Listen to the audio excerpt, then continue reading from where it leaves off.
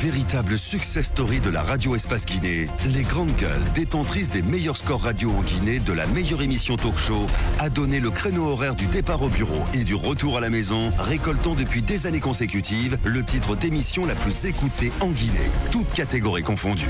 Un grand total de plus de 5 millions d'auditeurs ont été fidèles au talk show Les GG, diffusé jour après jour sur toutes les stations du réseau Adafo Média de 9h à 10h30, un exploit qui restera longtemps dans les annales de la bande FM en Guinée. Merci de nous rejoindre dans la deuxième partie de cette émission, mesdames et messieurs, les Grandes Gueules sur Radio Espace. Évidemment, on parle de l'actualité, il faut le dire. Mine, la Guinée qui récupère donc les blocs 1 et 2 de Simandou après plusieurs mois de bataille judiciaire et les négociations. Magasuba était avec nous, le ministre des Mines, il était avec nous dans la première partie de l'émission. Nous allons le joindre dans un instant. L'opposition républicaine qui appelle donc le pouvoir d'Alpha Condé à surseoir, il faut le dire, aux opérations de déguerpissement en cours sur le site du centre directionnel de Koloma. Elle dénonce la brutalité avec laquelle l'État procède donc à ces déguerpissements. Pendant ce temps, un enregistrement audio du chef de file de l'opposition et là celui d'Alain Diallo relatif à une prise d'opposition de ces derniers lors d'une opération similaire en 1998 semble mal reçu dans l'opinion. Le leader de l'UFDG, alors haut commis de l'État, est accusé d'avoir défendu donc le déguerpissement d'alors. Nous essayons de comprendre ce matin avec monsieur Alpha Bakarba, conseiller du président de l'UFDG, chargé des relations publiques et extérieures. Dans un instant, vous allez la voir dans cette émission Les Grandes Gueules. On va essayer de partir avec quelques réactions des auditeurs évidemment sur notre plateforme GGO 8037 avec Moria Kaba qui nous écrit ce matin que le ministre Tibou rappelle à Alpha Condé qu'il a promis plus de 21 usines. Nous attendons encore les usines de montage de tracteurs et de bus morts de rire. Une usine en plein centre-ville à Kaloum. Il pose la question, monsieur Tibou est-il au sérieux, Moria Kaba qui pose des questions ce matin. On va rester dans le sillage, toujours du côté de l'UFR où on s'active beaucoup avec Alpha Fodébaldé plutôt qui nous écrit bonjour les Grandes Gueules. J'aimerais savoir si les minéraux de Zogota transiteront par le Libéria. Il pose cette question. À combien ont coûté à la Guinée les frais d'avocat? La bonne gouvernance exige une conférence de presse en la matière pour éclairer évidemment le peuple. C'est Fodébaldé du côté de l'UFR qui nous écrit ce matin. Allez, Magas qui revient à l'antenne, mon cher Titi. La question aujourd'hui, après ce qui a été entendu, ce que vous avez déjà dit sur les contours de cet accord, monsieur le ministre des Mines, c'est la question de savoir quelle perspective cela ouvre. Cet accord ouvre désormais à la Guinée et au développement de son secteur minier. Ce qu'il faut retenir, c'est que lorsqu'un gisement minier fait l'objet d'un litige, il est impossible d'attirer de l'investissement pour développer ce gisement. Donc la première chose à retenir, donc, c'est que maintenant, ces gisements ne font l'objet d'aucune forme d'hypothèque. Il n'y a aucun risque judiciaire sur ces gisements. Donc ça crée de meilleures conditions, des conditions favorables au développement de ces gisements-là. Donc c'est ce qu'il faut retenir en premier lieu. Deuxièmement, la Guinée travaille, la politique minière qui a été engagée depuis 2011, a un des piliers fondamentaux de cette politique minière-là, c'est la diversification de la production minière. Aujourd'hui, nous n'exploitons que 3 substances. Et donc, nous pourrons maintenant, avec les perspectives qui s'ouvrent, entrer dans l'exploitation du minerai de fer de façon importante et durable. Donc cela aussi contribuera à la diversification de la production minière, ce qui contribue bien sûr à la consolidation du développement du secteur. Bien, allez-y Mohamed. Bien, alors monsieur le ministre, l'autre point de cette question, c'est quel impact notamment sur les négociations en cours sur les blocs 3 et 4. Est-ce qu'il va y avoir un impact de cette rétrocession des 2 premiers blocs à la Guinée? Pas directement sur les négociations, parce que ce que je peux vous dire, c'est que les blocs 3 et 4 font l'objet d'un cadre d'investissement. Donc il y a une loi en vigueur qui régit les blocs 3 et 4. Maintenant, concernant le fait que les blocs 1 et 2 sont libres maintenant dans le portefeuille de l'État, ça améliore les perspectives de développement des blocs 3 et 4.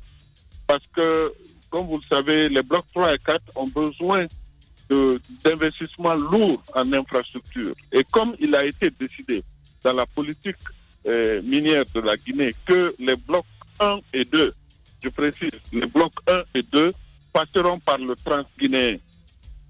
Donc, en ayant l'opportunité de faire passer les blocs 1 et 2 sur le Transguinéen, en plus des blocs 3 et 4, cela améliore les perspectives de financement et de développement des blocs 3 et 4.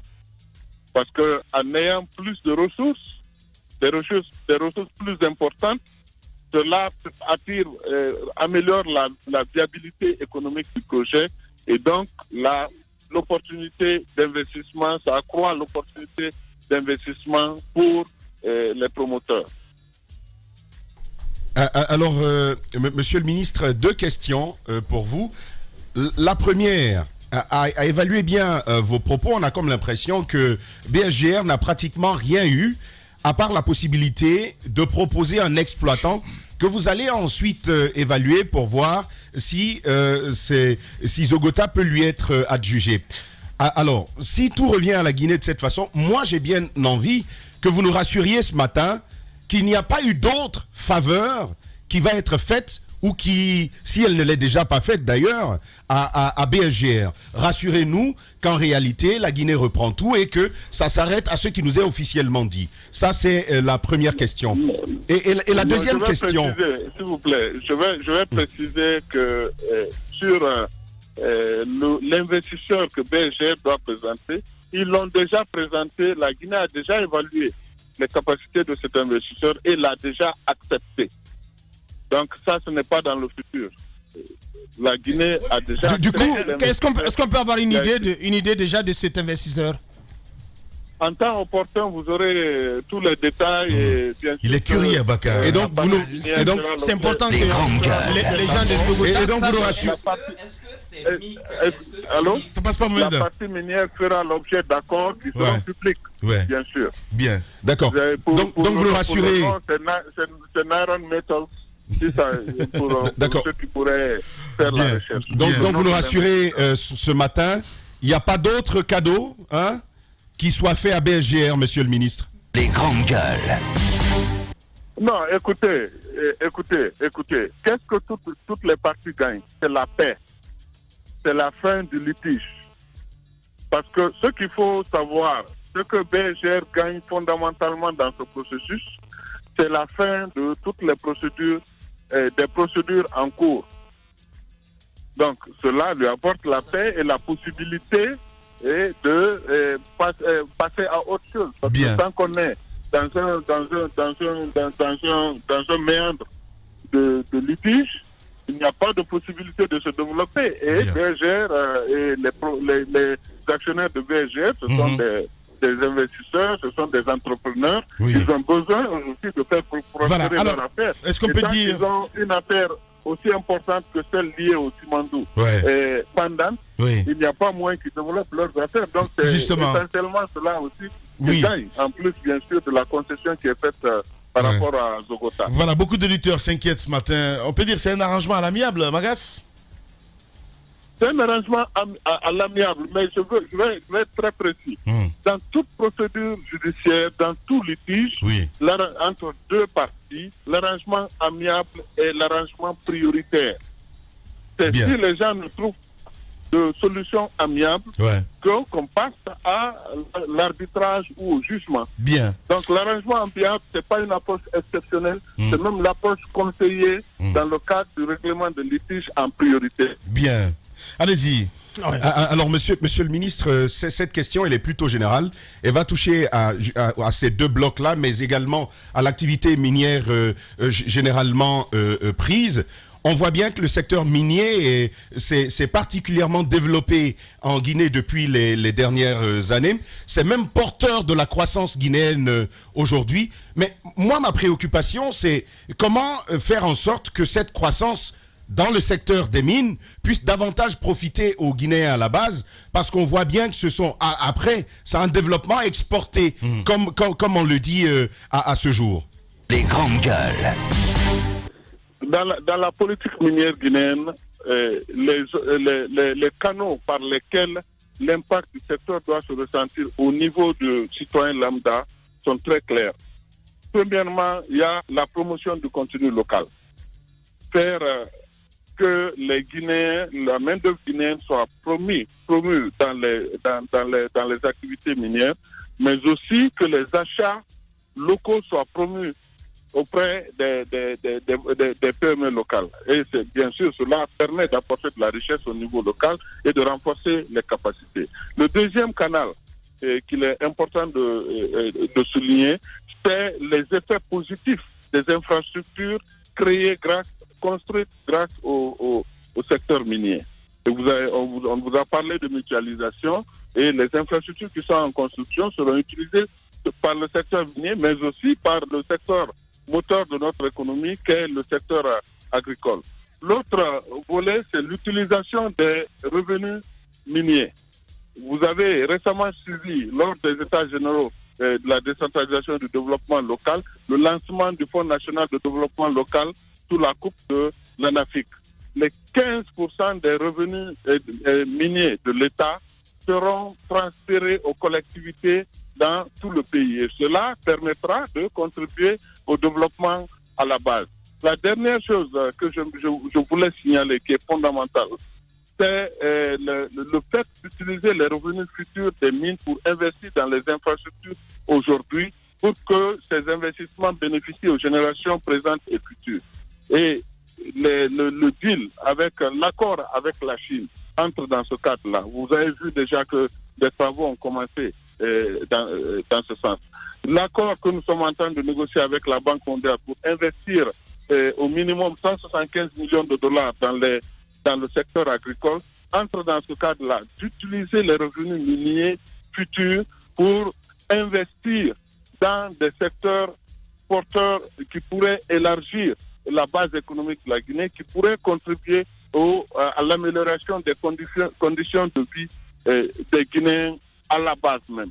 Donc tous ces éléments-là contribuent ensemble à faire que le secteur minier ait plus d'impact sur les populations. Mais il faut retenir que le développement du secteur minier, c'est récent. C'est au cours de ces 8 dernières années-là que le secteur minier a commencé à réellement se développer.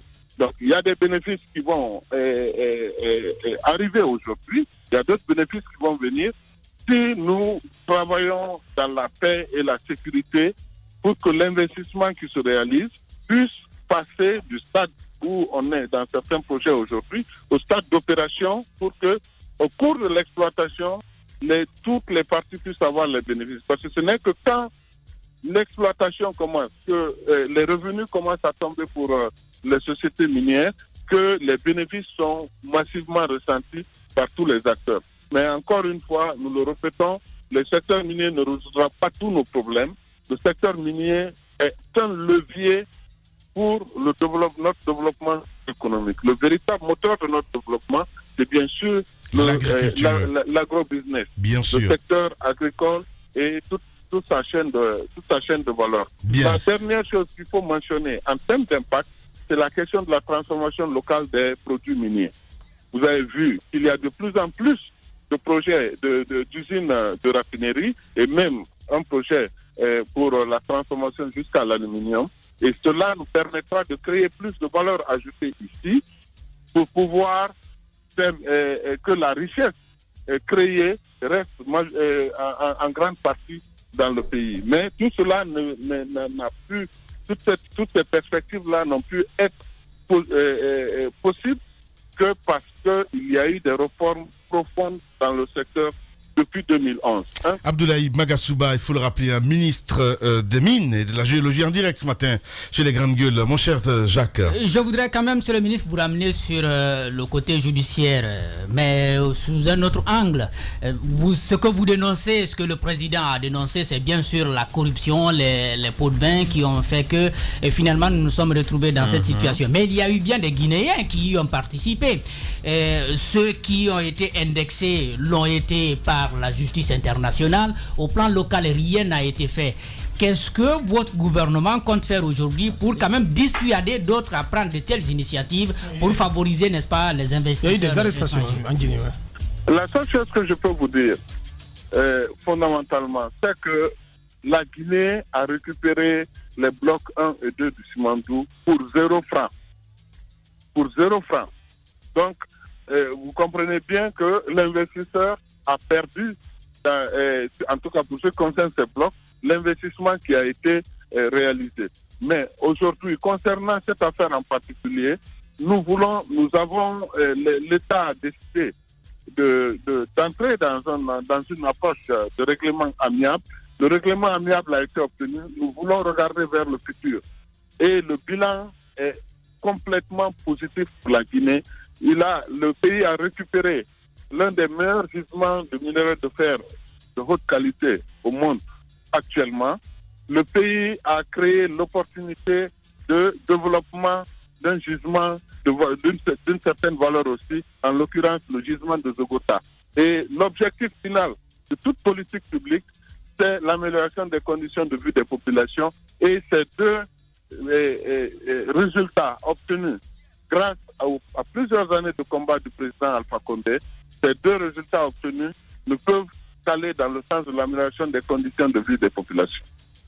Voilà, Abdoulaye Magassouba en direct sur les... C'est une curiosité, monsieur le ministre, c'est par rapport, on va dire comme ça, à la cotation du fer sur le marché international. À un moment donné, le prix du minerai de fer avait extrêmement chuté, c'était presque cassé la gueule. Aujourd'hui, dans les conditions, à l'heure où la Guinée donc récupère sa mise, en parlant de ces deux blocs, 1 et 2 de Simandou, quelle est la cotation aujourd'hui du minerai de fer sur le marché international? Et deuxième question, monsieur le ministre, c'est un peu l'agenda d'exploitation donc des minéraux de Zogota. Est-ce qu'aujourd'hui, à date, est-ce qu'on peut savoir dans combien de temps à peu près, parce qu'on parle quand même d'une mise en valeur très rapide qui va s'opérer, mais aussi... précisez-nous, est-ce que c'est la première option de l'évacuation des minéraux, notamment par le Libéria, qui est toujours maintenue? Zogota, l'option d'évacuation du minerai de Zogota a toujours été par le Libéria. Ça a toujours été l'option du Libéria. Mais le projet se développera sur la base des conditions, des dispositions du Code minier de 2011 amendé en 2013. Mais l'option a toujours été d'évacuer le minerai de fer de Zogota par le Libéria. Par contre, pour les blocs 1 et 2 du Simandou qui ont été récupérés, l'option a toujours été d'évacuer par le Transguinéen. Donc, cela ne me remet pas du tout en question l'objectif de l'État guinéen de réaliser le Transguinéen. Pour la question portant sur les cours, ce que je peux dire brièvement, c'est que les cours sont remontés au cours des derniers mois, mais l'élément fondamental par rapport justement au bloc 1 et 2 du Simandou, c'est qu'aujourd'hui, il y a une prime beaucoup plus importante sur la qualité du minerai de fer, à cause des contraintes environnementales dans certains pays consommateurs. Donc, la qualité du minerai de fer du Simandou lui donnera un prix largement au-dessus du prix du marché même que vous observez aujourd'hui, qui s'est amélioré même au cours de ces derniers mois. Voilà, merci beaucoup en tout cas, monsieur le ministre. Merci d'avoir accepté notre invitation ce matin. On ne peut pas l'arrêter, c'est pas possible. Merci beaucoup, Magas. Merci beaucoup. Au revoir. Merci. La normale s'impose en norme. Le sens n'est plus sens. L'intelligence décriée et la médiocrité célébrée. Brisons cette inversion des valeurs. Bienvenue chez les grandes gueules de Radio Espace Guinée, en ondes depuis plus de 7 ans en Guinée.